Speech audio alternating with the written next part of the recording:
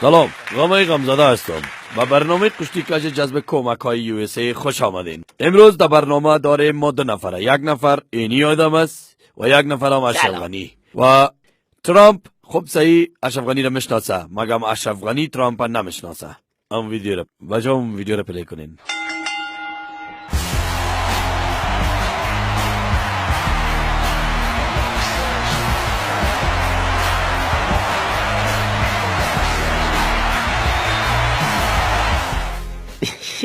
یشتک بازاری چی بود که برای نشان داده؟ من از این کارایت نمیترسم و کمک خودم ازت میگیرم.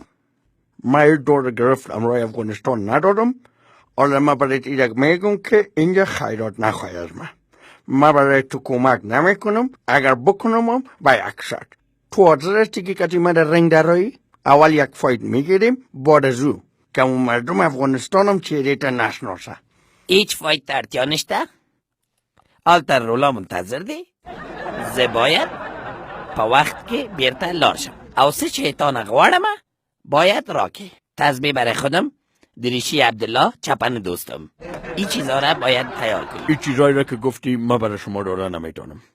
و عبدالله و دوستم تام بگو که همه تو لچ بگردن.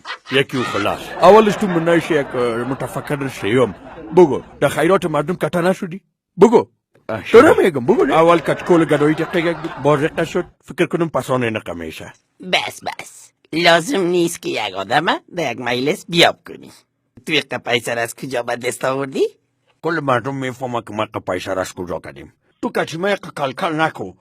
اینجا حکومت وحدت ملی نیست. بیا میریم در رنگ امونجا فیصله میکنیم. چرا خانم کلینتون کامیاب نشد؟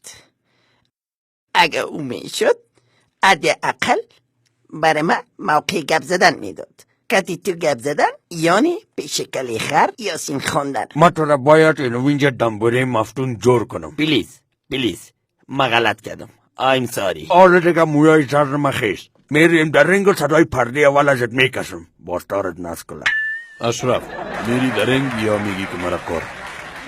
والا ما جمیزیر نیکن نپوشیدیم. مرا کار.